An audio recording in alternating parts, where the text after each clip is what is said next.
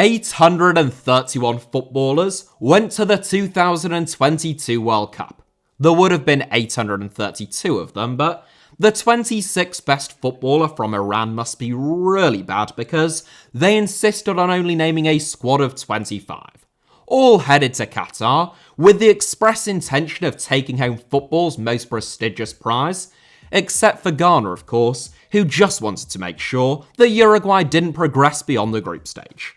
Among them were some of world football's most famous faces, along with a number of players who most people will only have seen for the very first time at the World Cup.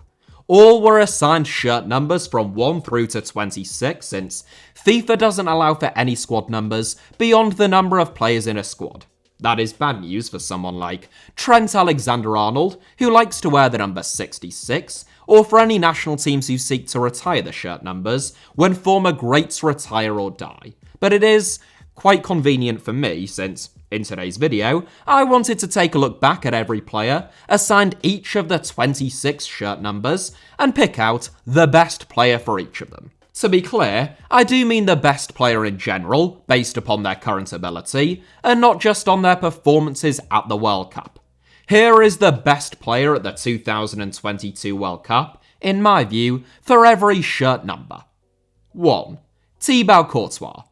I was torn between Edison and Thibaut Courtois for the number 1 shirt, with an honourable mention for Manuel Neuer, and I wouldn't argue with anyone who would go for Edison. The Brazilian may be a more complete goalkeeper, certainly. His distribution is far superior to Courtois', but I don't think that there is anyone who is harder to beat than the big Belgian at this moment in time. Occasionally error-prone during his time at Chelsea, and certainly during his first season at Real Madrid, Courtois has been sublime ever since then. His performance in last season's Champions League final was indicative of a world-class goalkeeper at the absolute peak of his powers. So, on the toss of a coin, he just about edges it for me. 2. Achraf Hakimi.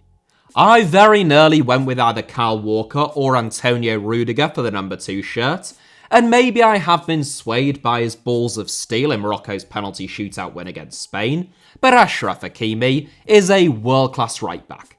Immensely experienced despite only having turned 24 last month, the irony is lost on no one that while Spain are without a right-back, it was a fantastic right-back born in Madrid who should knock them out of the World Cup. Lightning quick, good on the ball, and so dangerous when he gets into forward areas, Real Madrid knew that they were losing a gem when they sold Hakimi to Inter Milan, but they felt that Dani Carvajal was simply too young at the time to move on. Now the Moroccan international is starring for Paris Saint-Germain, and after a season just settling in, he is currently enjoying a great campaign in the French capital. 3. Thiago Silva. It's quite incredible that at the age of 38, Thiago Silva is still starring for the top-ranked national team in the world, and he was still the best number 3 at the World Cup, at least as far as I'm concerned. Bayern Munich's Matthias de Ligt probably runs him closest, but I would still take Silva ahead of the Dutchman, who is some 15 years younger than him. One of Brazil's all-time great centre-backs, and a candidate now for an all-time Brazil 11, Silva has really illustrated his class in terms of his anticipation and reading of the game in recent years, and right now, you wouldn't rule out the possibility of him still playing at the highest level into his 40s. 4. Virgil van Dijk. A Dutchman misses out for the number 3 shirt, but the same fate doesn't befall Holland's number 4 Virgil van Dijk, in what was the toughest decision up to this point.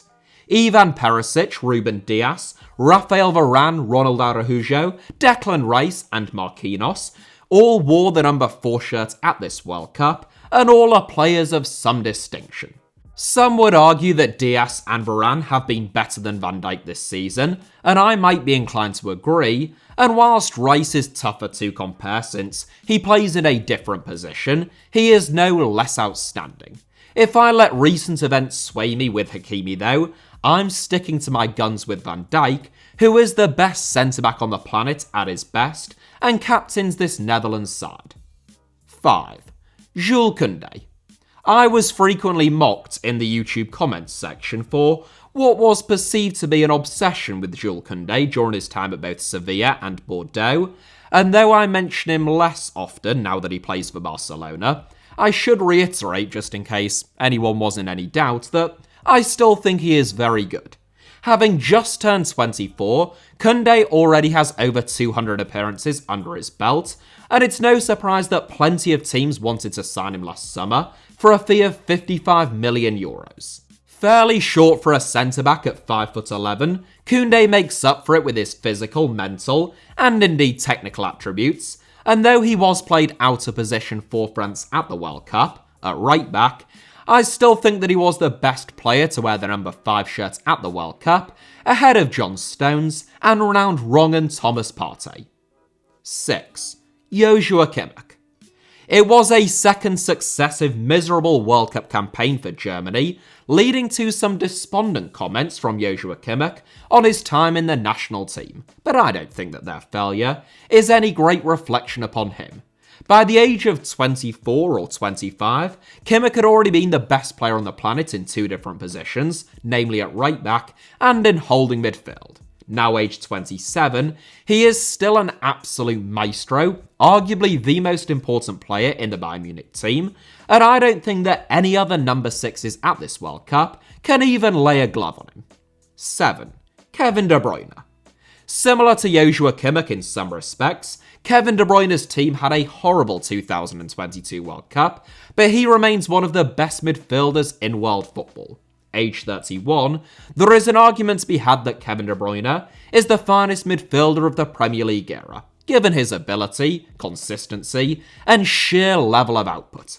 Athletic, intelligent, and virtually without peer when it comes to his range and the incisiveness of his passing, De Bruyne faces fiercer competition than Kimmich at the number 7 shirt from the likes of Antoine Griezmann and Son Heung-min, but his inclusion was still never in any doubt. 8. Bruno Fernandez. 2 of the best players at this World Cup, namely Bruno Fernandez and Cody Gakpo, both wear the number 8 shirt for their countries, as do Aurelien Tchouameni and Leon Goretzka. All 4 would be worthy inclusions in a list of this ilk, and this was the toughest decision up to this point. But I edged towards Fernandez, who I think was probably the player of the tournament during the World Cup group stage. I think Gakpo and Tchouameni have the potential to become better players than Fernandez, and Goretzka is an absolute animal in his own right. But Fernandez illustrated, during his first 18 months at Manchester United and at this World Cup, that he is capable of stepping up to the plate and becoming his team's main man, even on the biggest of stages. So he's my number 8. 9. Harry Kane.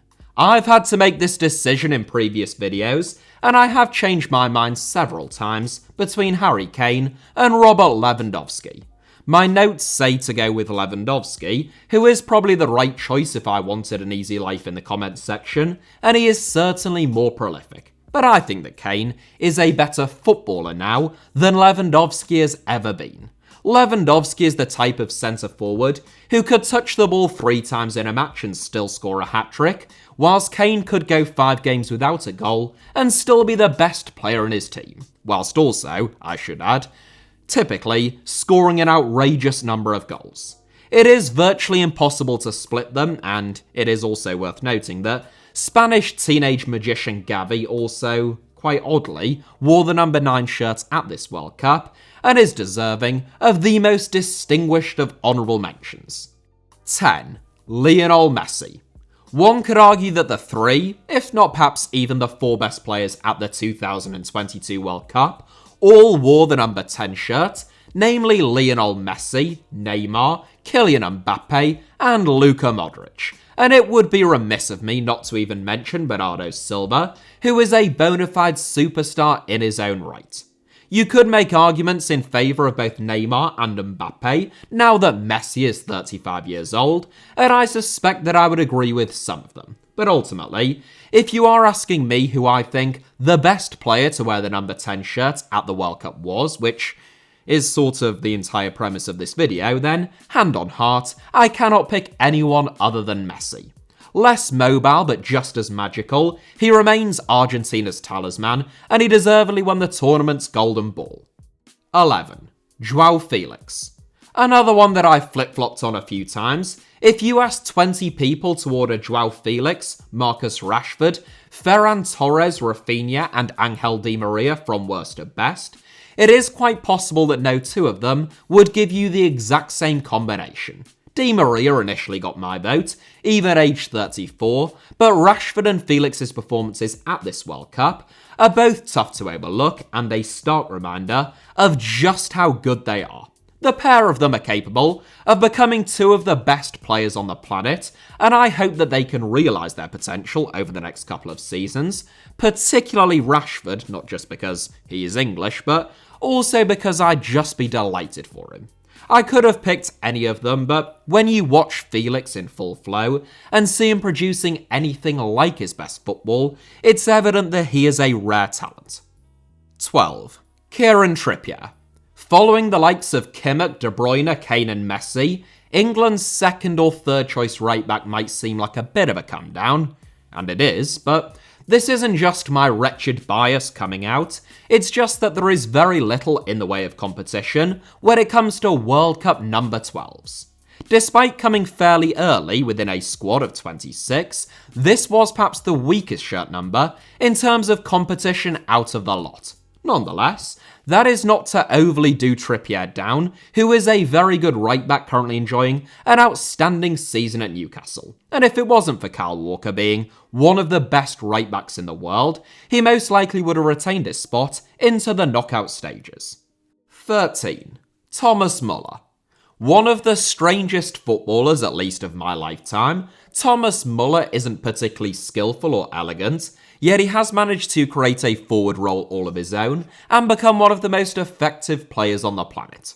Supremely intelligent, Muller's movement, anticipation and work rate are as good as almost anyone's in world football, and his numbers in terms of both goals and assists are freakish and absurd. This was almost certainly his last World Cup, age 33, and for a legend of the tournament, it ended in bitter disappointment. But he still features ahead of two, admittedly very different players, in the forms of Argentina centre-back Cristian Romero and France's Youssouf Fofana, both of whom were also assigned the number 13. 14. Jamal Musiala. Making it a German double-up, Jamal Musiala emerged from this World Cup with an enhanced reputation and lots of credit in the bank despite Germany's group stage exit. Musiala is everything that Muller isn't, incredibly gifted and graceful, and capable of beating players at will.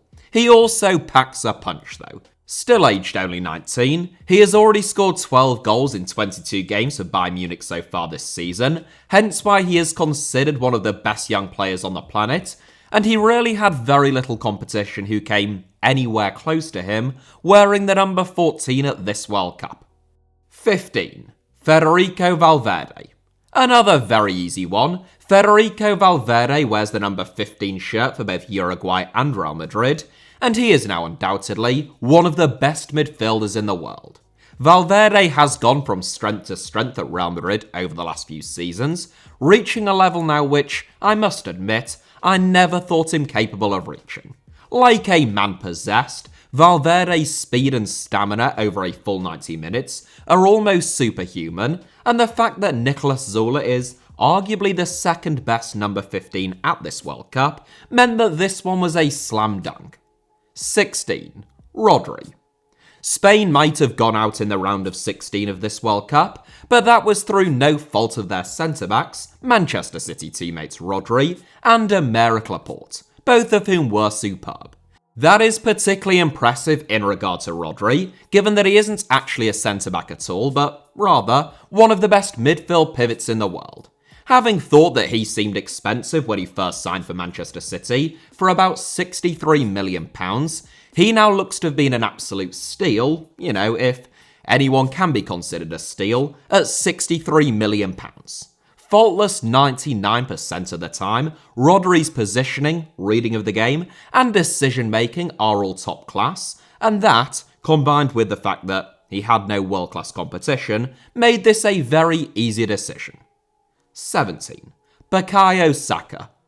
A much tougher decision, there were 3 brilliant number 17s at the 2022 World Cup, namely Bukayo Saka, Bruno Guimaraes, and William Saliba. Saka certainly had the best World Cup out of the 3 of them, and I think that he is probably the best in general, though it is practically impossible to compare a centre-back, a central midfielder, and someone who typically plays on the right of a front 3. Nevertheless, that is the challenge that I set myself, so I must embrace it, and whilst all 3 would be valuable additions to any squad in world football, Saka is one of the best young players on the planet, and virtually impossible to dislike.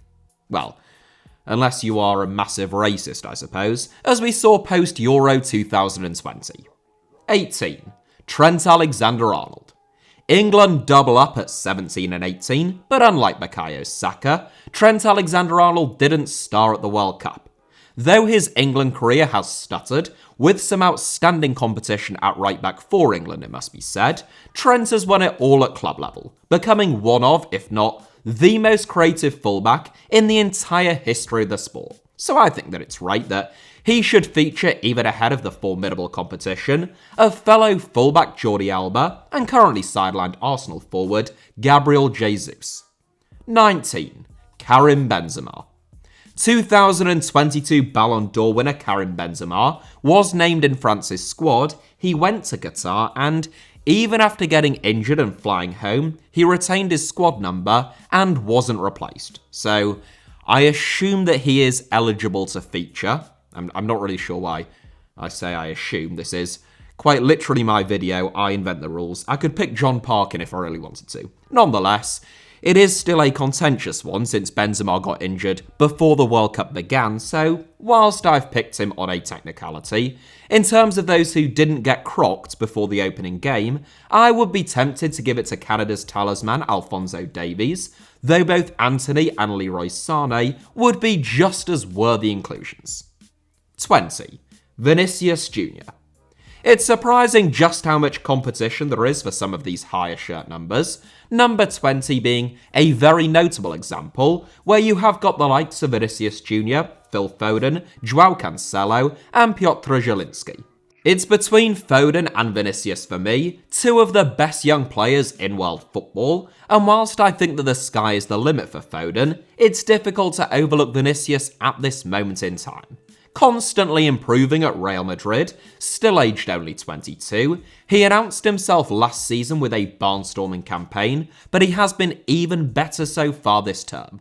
Lightning quick, especially over short distances, increasingly clever in terms of his movement, and so composed in front of goal, Vinicius finished 8th in 2022 Ballon d'Or voting, and if he doesn't go on to make at least a couple of podium finishes, something will have gone badly wrong. The same, in fairness, could probably be said of Foden. 21. Frenkie de Jong. Yet again, the competition at number 21 is formidable, featuring the likes of Paulo Dybala, Frenkie de Jong, Ilkay Gundogan, and Rodrigo. Rodrigo has the potential to leave all of them in the dust. Dybala has probably had the most impressive peak out of them to date, and Gundogan takes the crown in terms of consistency and longevity. Right now, though, which, is the criteria, in terms of their ability, I would take de Jong. A born footballer who became an instant sensation after breaking into the first team at Ajax, the more that he gets on the ball, the better the Netherlands look. So he sneaks in, ahead of Gundogan in particular. 22. Jude Bellingham. An easier decision now than it would have been before the World Cup began. The likes of Theo Hernandez, Marc-Andre ter Stegen, and Lautaro Martinez, 3 incredibly different players of course, were all also assigned the number 22 shirt at the 2022 World Cup. But Jude Bellingham will emerge from this tournament as perhaps the most sought-after asset in all of world football. A midfielder with very few weaknesses, it is all too easy to forget, as he both glides past and bullies opponents in midfield at times, that the former Birmingham City man is still only 19 years old. He is a generational talent, whatever the hell that means, and England are awfully lucky to have him. 23. Edison. A popular shirt number for second or third choice goalkeepers, The closest competitor to Edison for the number 23 shirt at the World Cup was probably Andre Onana, whose tournament was cut short following a falling out with Cameroon boss Rigobert Song. Edison would start for almost every national team other than Brazil, and his inclusion means that 2 out of the 3 Brazilian goalkeepers at the World Cup make my list. Even Weverton could have had a shout at number 12 in fairness, but I went with Kieran Trippier instead. 24. Aymeric Laporte. I have already spoken about Aymeric Laporte's club and international teammate Rodri, and now Laporte joins him in this list. Admittedly, also without a great deal of competition in terms of World Cup number 24s. Laporte is a very good centre-back, and there aren't any other very good players at the World Cup who wore the number 24 shirt. So, yeah, don't really have much to add on that one. 25. Ansu Fati.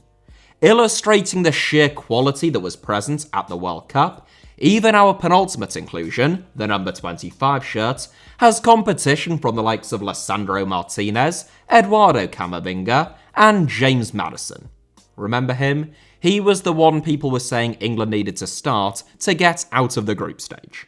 Seeing off all of them though, albeit only just, is Ansu Fati, who, like Jules Koundé at the start of this video, regular viewers will know that I'm a big fan of. Still aged only 20, if it weren't for injuries, I think Fati would already be being talked about in the same breath as Vinicius Jr. and Phil Foden, and with time, I still think that he will.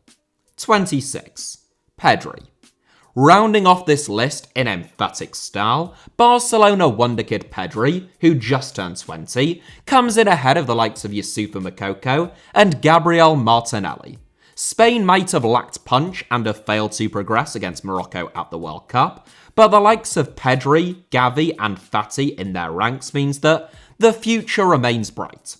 Pedri is a midfield marvel whose touch, technique and passing very rarely let him down.